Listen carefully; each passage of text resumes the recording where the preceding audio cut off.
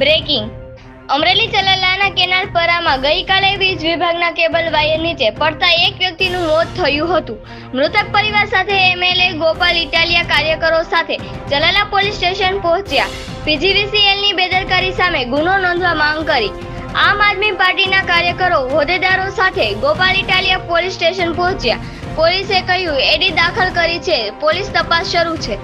Reporter Husenbhai સંઘાર, ધારી.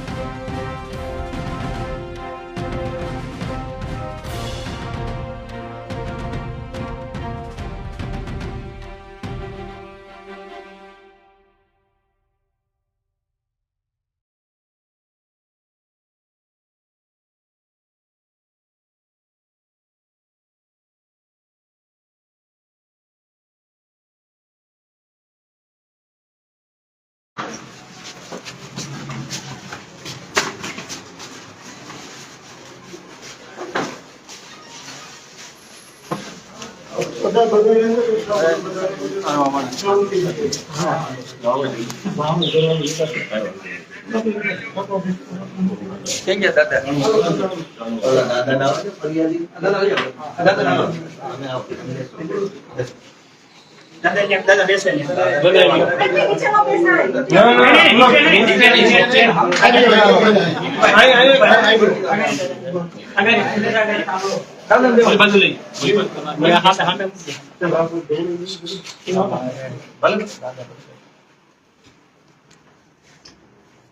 તો madam હવે આમાં પોલીસે એડી દાખલ કરી છે પણ ઘટના એડી ની નથી, ગુનાહિત બેદરકારી છે વીજળી તંત્રની.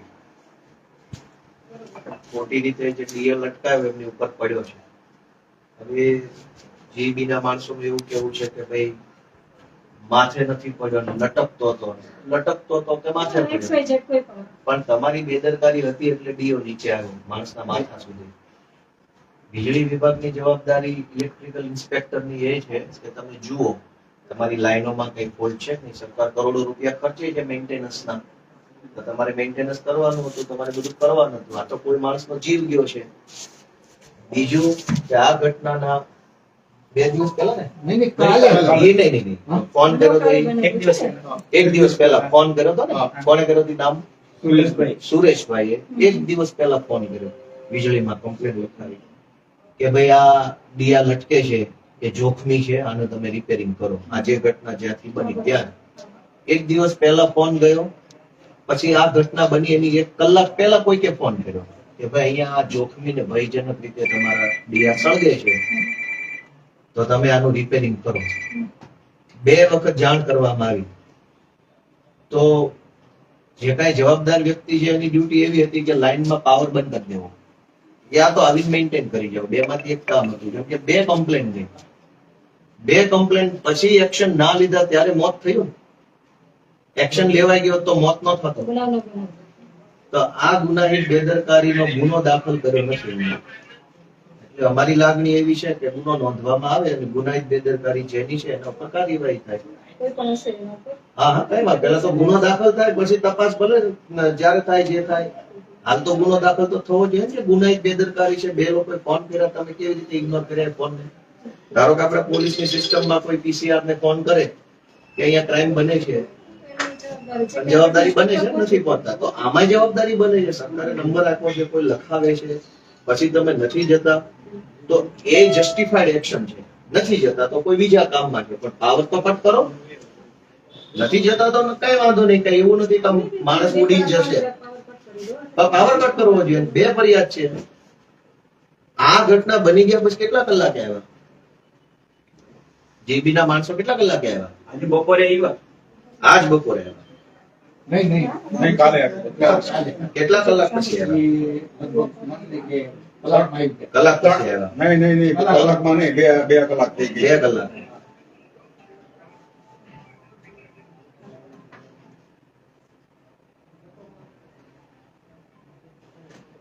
તો અમારી આ રજૂઆત છે એને તમે ધ્યાને લઈને હાલ ગુનો નોંધો એવી અમારી લાગણી છે. આ ભાઈ ફરિયાદી છે, મૃતકના પુત્ર છે, આ મૃતકના ભાઈ છે.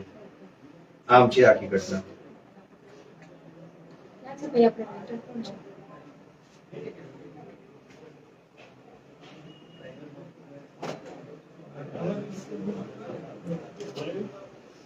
રાઇટર સાહેબની વાત કઈ નહીં, ચાલો આપણે બધા બહાર રહીએ. આ લોકો કમ્પ્લેન લખી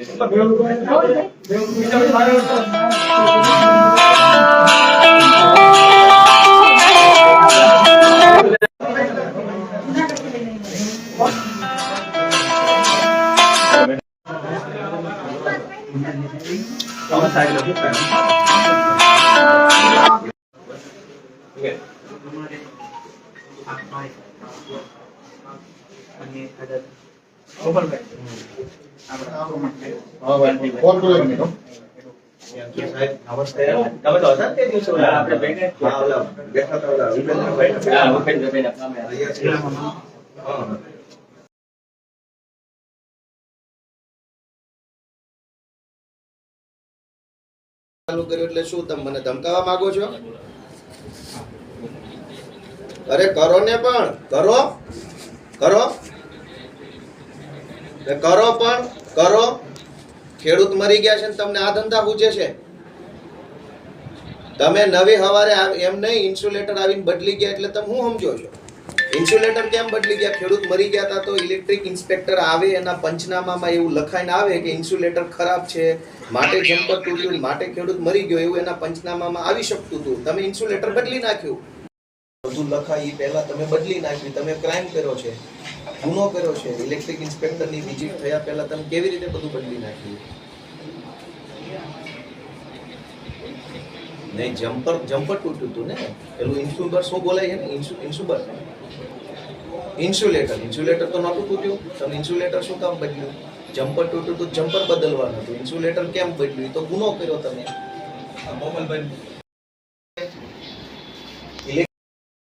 તમે ઇલેક્ટ્રિકલ ઇન્સ્પેક્ટર આવીને પંચનામું કરી પહેલા શું કામ બદલ્યું? તમે ક્રાઇમ કર્યો છે અને હવે તમે રેકોર્ડિંગના નામે મને ડરાવવા નીકળ્યા છો. ઇલેક્ટ્રિકલ ઇન્સ્પેક્ટર આવે તો એ નક્કી કરે ને કે આમાં જીબી ની ભૂલ છે, ખેડૂતની ભૂલ છે. એ નક્કી શેના આધારે થાય? ઇલેક્ટ્રિક ઇન્સ્પેક્ટર આવે એટલે ઈ જોવે ઇન્સ્યુલેટર કેવું છે, જમ્પર કેવું છે, તારની કન્ડિશન કેવી છે, પોલ કેવા છે, એ જોતો અને એ લખતો. હવે તમે ઇન્સ્યુલેટર બદલી નાખ્યું એટલે એ આવશે ઇલેક્ટ્રિક ઇન્સ્પેક્ટર અને લખશે કે ઇન્સ્યુલેટર તો ખૂબ સારા છે, જમ્પર ખૂબ સારું છે, બધું જ સારું છે, આ ખેડૂત જ હાથે કરીને મરવા જ આવ્યા અહીંયા. તો તમે આવો ક્રાઇમ કેમ કર્યો ભાઈ? કેમ આવો ગુનો કર્યો? જોઈ હું લેશો? માણસ મરી ગયા અને હવે તમે મને દલીલ કરો છો. તમે હું સમજો છો? રેકોર્ડિંગ કરશો એટલે બી જશો તમારાથી એમ? તો કરવાનું છે એ કરો ને, તો રેકોર્ડિંગ ન કરવા પડે. માણસ મરી ગયો, કામ કર્યું હોત ને તો માણસ ન મરે. તમારા કારણે ખેડૂતનો જીવ ગયો, માણસ મરી ગયા. તમને કોઈ એની અંદર સંવેદના કે કઈ એવું કઈ છે તમને સાહેબ? તો ઇન્સ્યુલેટર કેમ બદલી ગયા તમે? ઇલેક્ટ્રિક ઇન્સ્પેક્ટર આવે એ પહેલા ઇન્સ્યુલેટર બદલ્યું એટલે તમારો ઈરાદો ખરાબ છે. તમે ક્રાઇમ ઢાંકવા માંગતા હતા. તમારું ઇન્સ્યુલેટર ફોલ્ટ વાળું હતું ને એના કારણે જમ્પર પડ્યું ને એના કારણે ખેડૂત મર્યા. તમે તમારો ક્રાઇમ ઢાંકવાની કોશિશ કરી અને હવે તમે દલીલ કરશો તો તમે ઇન્સ્યુલેટર કેના કેવા બદલ્યું? ક્રાઇમ સીન ઉપર ઇલેક્ટ્રિક ઇન્સ્પેક્ટર આવે ને પંચનામું કરે એ પહેલા તમે કેવી રીતે બદલી નાખ્યું ઇન્સ્યુલેટર? ઘટના બની છે, જીબી નો ઇલેક્ટ્રિક ઇન્સ્પેક્ટર આવે એ પહેલા તમે કેવી રીતે બદલ્યું? ભલે હોય અવેલેબલ, પણ તમે નીચે કેવી રીતે ઉતાર્યું? ઈ ઇલેક્ટ્રિક અરે તો ચાલુ તો ઇલેક્ટ્રિક ઇન્સ્પેક્ટર ને કેમ નો અર્જન્ટમાં બોલાવ્યા કે હાલ ભાઈ આવીને તું તારું પંચનામું કરી લે અને પછી હું ઉતારું? હા તો કેમ ન કર્યું એવું તમે મને કયો? હાલો, એ તમારે કરવું જોઈતું હતું ને, કેમ કે તમારે ઇલેક્ટ્રિક ઇન્સ્પેક્ટરને અર્જન્ટ બોલાવવાનો હતો, વિડીયોગ્રાફી કરવાની હતી, પંચનામું કરવાનું હતું અને જોવાનું હતું જમ્પર કેવું છે, ઇન્સ્યુલેટર કેવું છે, પોલ કેવા છે, અર્થિંગ બરાબર અર્થિંગ હતો કે નહોતો, જોઈન્ટ બરાબર હતા કે નહોતા, એ બધું જ રેકોર્ડિંગ કરી. રેકોર્ડિંગ મતલબ પંચનામા વિગતે. પછી તમારે બધું બદલી નાખવાનું હતું તમને જે યોગ્ય લાગે, ઇન્સ્યુલેટર કે જોઈન્ટ કે જમ્પર બધું. તમે એડવાન્સમાં બદલ્યું મતલબ તમે ખોટું કર્યું છે, ઈરાદાપૂર્વક, આયોજનબદ્ધ રીતે. તમે નિયત ખરાબ છે, ઢાંકવા માટે કર્યું છે. એની ક્રાઇમ તમારો ઊભો રહેવાનો છે. આ ધંધા થોડા કરવાના, માણસનો જીવ જાય પછી આવું કરવાનું? આ તો તમે આ ઇન્સ્યુલેટર બદલ્યું, તમે જાણો છો, ભલે ફોનમાં તમે કબૂલ છો નહીં, કેમ કે ભાજપના રાજમાં બધા છે પેદી ગયા છે. તમે બધા પેદી ગયા છો ભાજપના રાજમાં અને હવે તમે કબૂલ છો નહીં. તમારા કારણે જ ખેડૂતનો જીવ ગયો છે, એ વાત સાચી છે. અને પાછા તમે ઉપરથી તમારો ક્રાઇમ ઢાંકવા માટે બધું બદલી ગયા, નવું નાખી ગયા પાછળથી. તો 2 દિવસ પહેલા નવું નાખ્યું હોત, કમ્પ્લેનનો ફોન આવ્યો ત્યારે નવું નાખ્યું હોત તો ખેડૂત મરે જ નહીં. ફોન તો 1 દિવસ અગાઉ આવ્યો તો કુલ તમને 2 કમ્પ્લેન મળી. આ ઘટના બન્યા પહેલા 2 કમ્પ્લેન મળી, બરાબર, ફોલ્ટ લાઈન ઉપર કે અહીંયા આગ લાગે છે અને અહીંયા સ્પાર્ક થાય છે અને અહીંયા આ જમ્પર જે છે એ સળગે છે, દેશી ભાષા. તમને 2 કમ્પ્લેન મળી, એક આગલા દિવસે ને એક સેમ ડે. પછી તમે પાવર બંધ ન કર્યો, તમે એની ગંભીરતા સમજીને માણસ ન મોકલ્યો, કોઈ મરી ગયા એ પછી તમે બધું ફટાફટ થઈ ગયું. હું તમારા ઇલેક્ટ્રિકલ ઇન્સ્પેક્ટરને ફોન કરું છું ને હવે એ બધું કરીએ કાયદેસરની કાર્યવાહી. તમે હું સમજો છો? ભાજપના કારણે તમે બધા આવી વાતો કરશો તો? હા, તો માણસ માટે તમે કેમ બદલી નાખ્યું મારા સાહેબ? કયો હાલો તો તમે ઇલેક્ટ્રિકલ ઇન્સ્પેક્ટરને કેમ ન બોલાવ્યો અર્જન્ટમાં? તમારી ડ્યુટી હતી, ડી છો. હા હા